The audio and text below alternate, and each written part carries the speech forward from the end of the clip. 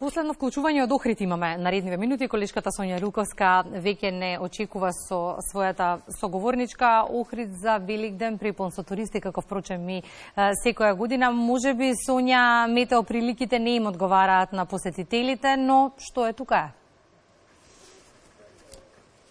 Така е, Кики, ако преге имавме ветер, сега имаме дожд. Но дождот се верува кога паѓа на празници дека носи берекет. Така и овој празник се очекува попладнево да имаме и подобри временски прилики, но градот од денес Велики петок до понеделник, вторден, Великден, повторно ќе биде полн со туристи. Овде со мене е Даниела Сакова, лиценциран туристички водич од Охрид. Добро утро, Даниела. Кажете ни каква е посетеност за овие великденски празници? Иако временските услови денес не го покажуваат тоа, меѓутоа градот е препон и со домашни и со странски туристи.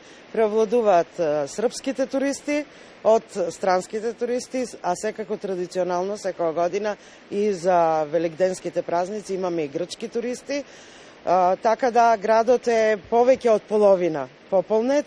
Капацитетите се веќе исполнети, гостите денес веќе голем дел, 90% од нив денес пристигнуваат, така да ако ова знак за успешна сезона, се надевам дека ќе биде успешна и понатаму. Каде има поголем интерес, во хотелското сместување или во приватното сместување? Па јас би рекла подеднакво. Значи имаме туристи со секакви потреби, а Охрид, фала Богу, може да одговори на сите тие барања, на посебните барања, така да и подеднакво и хотелското и приватното сместување е исто така барано.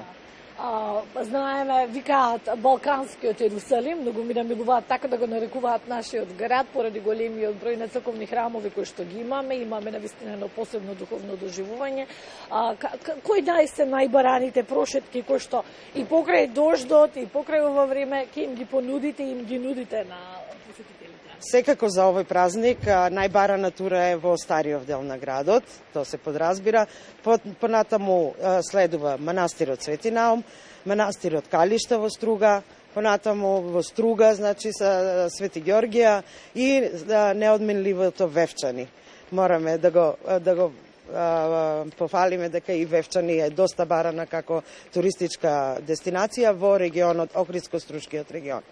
Така, Сакова, после Великден и уствари Великден секогаш се смета како еден индикатор, како репер. Каков Великден ќе имаме, таква ќе ни биде и туристичката сезона. Велите вие туристичките работници, судејки по ваквите, по овие најави позитивни, верувам дека очекувате една плодна туристичка сезона ова лето.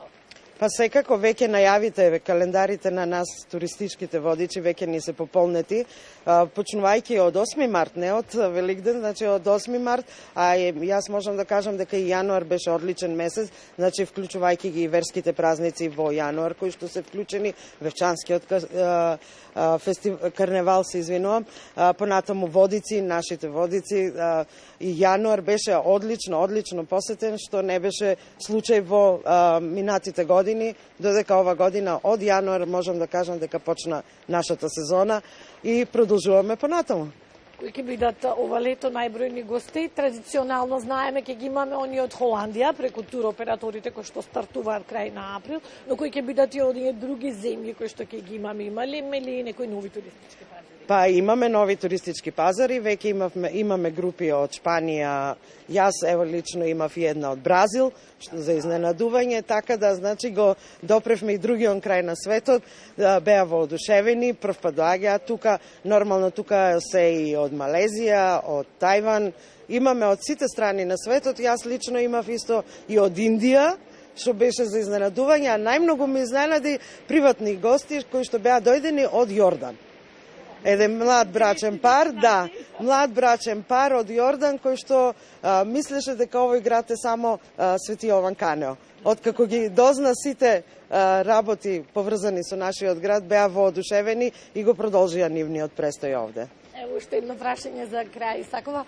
Што е она што најмногу ги воодушевува и ги фасцинира вашите гости кога го презентирате Охрид? Навистина сме на уникатно место во светот по многу работи, но што е она што најмногу нив ги воодушевува и кога ќе ги испраќате, што ви велат? Па секако најмногу ги воодушевува првата гледка на Свети Јован Канео.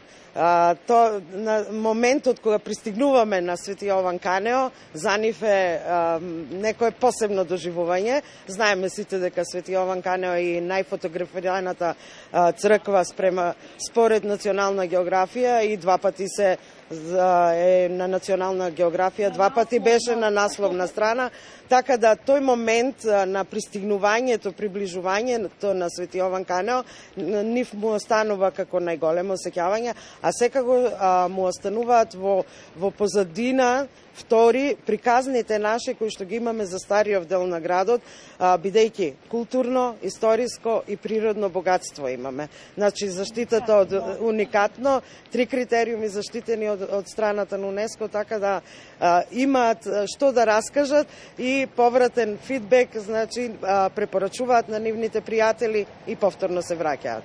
Ви благодарам сакова што бевте дел од утринската програма на македонската телевизија. Кикија, еве како што можеме да слушнеме и од туристичките водичи, Охрид на вистина ги плени воздишките на туристите.